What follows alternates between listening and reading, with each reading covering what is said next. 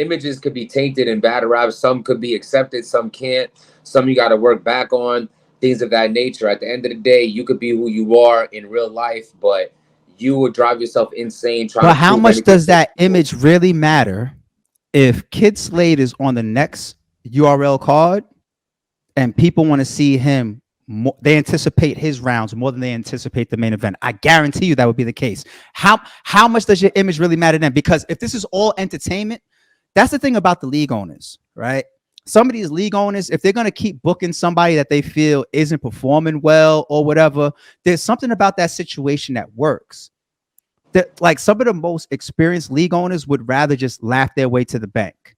You know what I'm saying? Like, if they feel like the pressure is too heavy with fan backlash about them needing to react on something, then they'll give a public statement about something, possibly try to clean shit up. But if they're looking at the fucking back end numbers, the money, the views, the streams, and they're laughing their way to the bank, the numbers is either maintaining the same or they're going up, because nobody fucking budges a muscle until their pockets is touched, right? So if they look at that fucking stream and it's really about business, of course, in the camera's eye, we still want to have a certain reputation. Yo, this is the streets. We don't condone that. But if it could be glossed over in a way where it doesn't look as bad as like what you're saying, the truth of the matter is that man on stage is going to be more anticipated than whoever the fucking main event is. And the league owners know that. That's what I'm trying to say. Yeah. So put that man back on stage, because that's really the reality. Because if everybody was so get him out of here because a code was broken, right?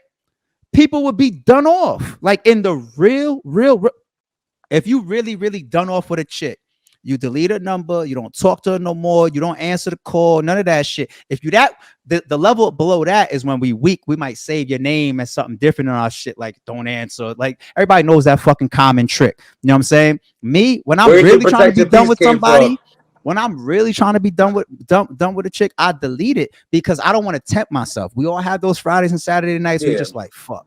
You know what I'm saying? Yeah, you laid off 2 Malibu bottles. A whole fucking joint of Malibu, right? Okay, cool. That's a cute little shot. But you see what I'm saying? No, absolutely. It's like why uphold the inevitable if everybody really wants to watch it? That's the same thing about people. I use Twerk in this example a lot. Now, Twerk is one of the best battle rappers of all battle rap history to me, talent wise. He's one of the best ever. Yeah. I agree.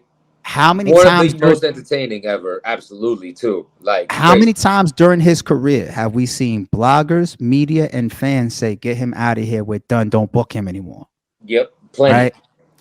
But I guarantee you, 99% of those people will watch his next battle. Why? Because it's from the privacy of their own phone or the privacy of their own home, so they can get on that comment and say, fuck Twerk, you choked in my favorite matchup and we don't ever want to see you again. Go to hell. Yeah. But then he gets booked again and they're right there like, let me see. And some of the bloggers are even worse because they have videos on their channel talk about, yo, get him out of here. Don't book him no more. And then he'll get announced a couple months later and the same bloggers will be like, yo, you know what you got to do, Twerk. You got to hold it down. Your back's to the wall now. That means you're tuned in. You're interested. Yeah. And I make these points. That's the true lying to yourself shit. That's the true stunting and fronting. And what I'm trying to say is if the whole world is interested in this Kyd Slade topic right now, if he handles it a certain way, and if URL handles it a certain way, he's going to be on that stage and it's going to be a blockbuster. I agree.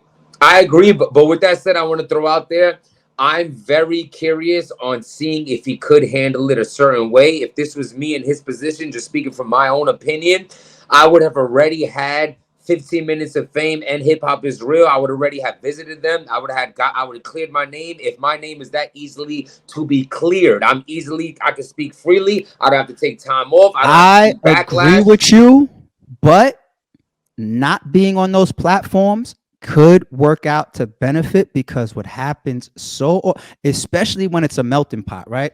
When something like this first happens, everybody's got their mind made up without even having the proof or the homework done. Everybody's got their, and then on top of that, I know what you're trying to say. Yeah. And then earlier, that's why I asked you, but is he thinking that way?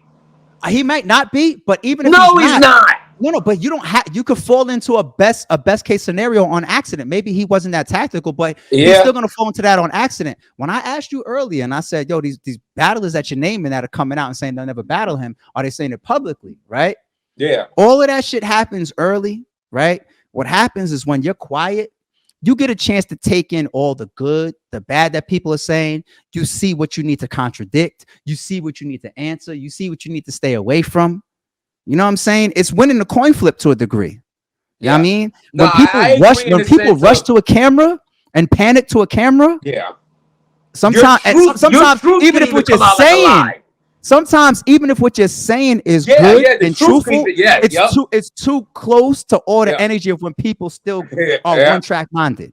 You could be saying the straight up truth and it comes out shaky because it's so you haven't got a time to digress. And you might be pissed or all of that type shit. Yeah. All that type shit. So sometimes speaking early is really time will tell the truth to a lot of situations sometimes in life. Yeah. You might not always need your voice to tell the truth. Time and circumstances can sometimes formulate in a way that it presents its way in your defense with you just sitting back and seeing how it plays out. For instance, what I said before, I'm not on his Twitter really checking. I just happen to see, oh shit, he tweeted today. I just peeped out like, damn, after all this, I didn't see him pop up at all. We followed each other. So to see him tweet once people are kind of siding with the Piperboy blog, for me, I like what you're saying, but it's almost a red flag for me. Like, oh, okay, like we're popping out when things start looking better on my side. Is it because you're putting everything together, you're not ready to speak? Or are you waiting to see, let me roll this dice and see how this plays out? My information is out there. It's beyond my control. Let me tell you something, man. Real talk, no bullshit. The same way I gave you that example, like about twerk and knowing how people move around controversy but still want to tune in, right? Especially if they feel like the whole point of when I said that of still tuning in, notice I gave the intro of he's one of the best battle rappers ever, right? I'll use Chris. Let's stay with controversy for a second. Chris is one of the best bloggers of all time of battle rap history. Bucket. That's dope. He's one of the best bloggers of all time.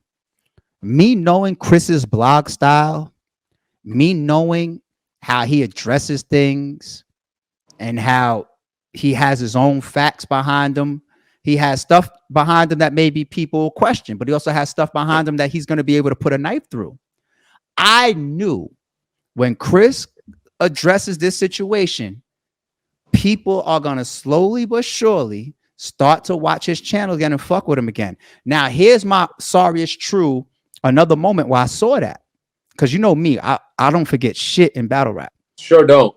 This is why I knew, like, a lot of y'all that are dancing on Chris's grave too early for your own personal reasons, it's gonna come back. I saw it happen with Vada Fly. Right? Same fucking shit. When these league owners is out here wearing the fucking the Kenny Lewis hoodies and shit on camera. That was crazy. Right?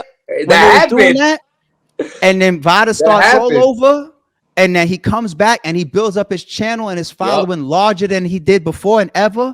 You want to be a judge for UM? At one point, the relationship might have been at a time where I can take you guys considerations for the type of things I should be doing more heavily.